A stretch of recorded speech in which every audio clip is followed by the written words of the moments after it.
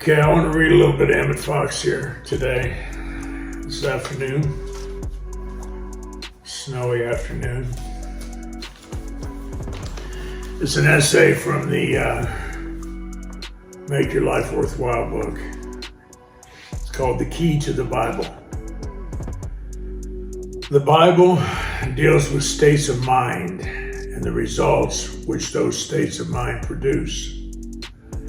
Each character in the Bible represents a particular state of mind, and the leading events in the Bible describe the consequences following upon certain states of mind.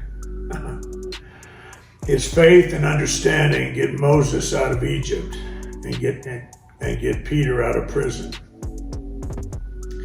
And these qualities will liberate anyone else in the same way, whether it be a prison of sin, of fear, of doubt, or some other human limitation.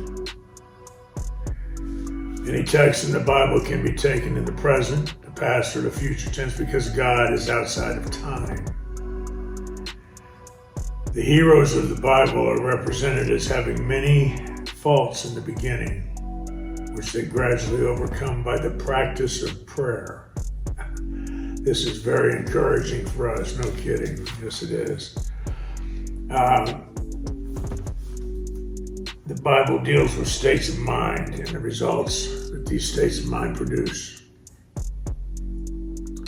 Whatever state of mind that I am in at any given moment on any given day is going to produce the reality that I'm dealing with out here. If I'm angry and hateful, that's going to produce one kind of scenario, one kind of outcome. And if I'm at peace and grateful and kind, that's going to produce an entirely different outcome.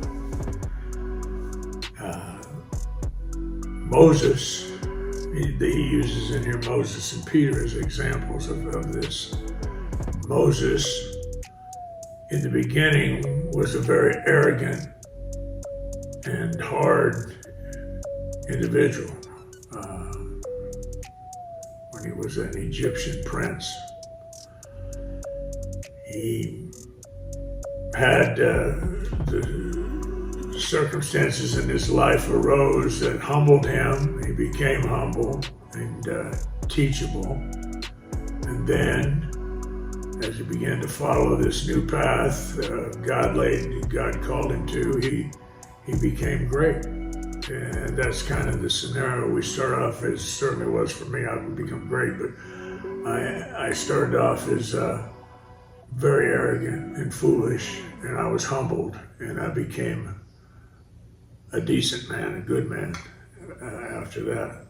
Peter was, I think a cocky, kind of hell-raising type of guy,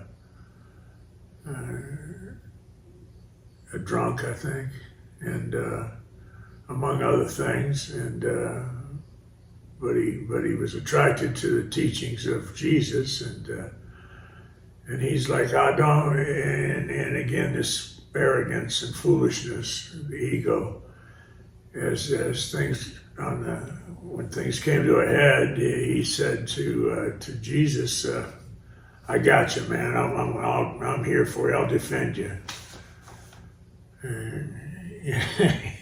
Doesn't say it in the scripture, but I'm sure Jesus said, "You're so full of shit, Peter."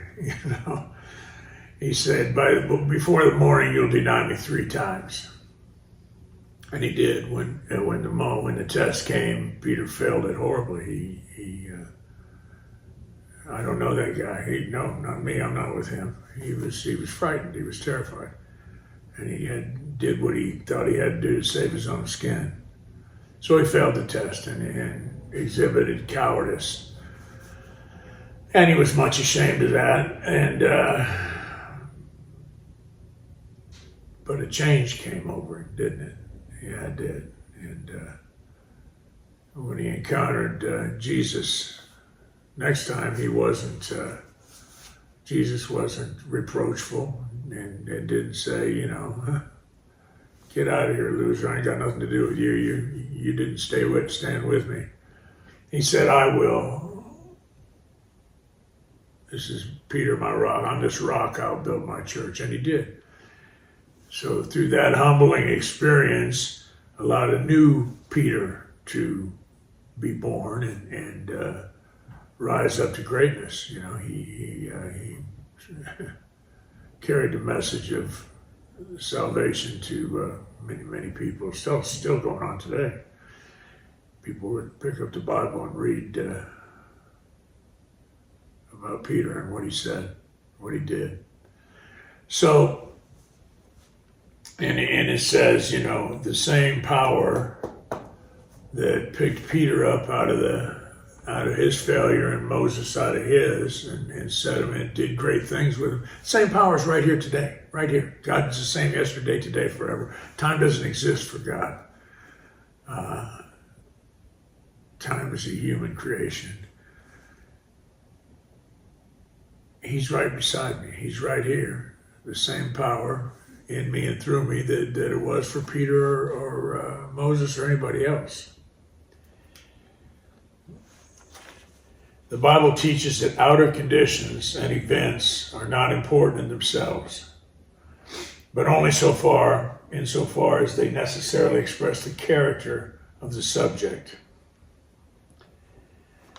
This is kind of the key to the whole thing, the point of the whole thing here.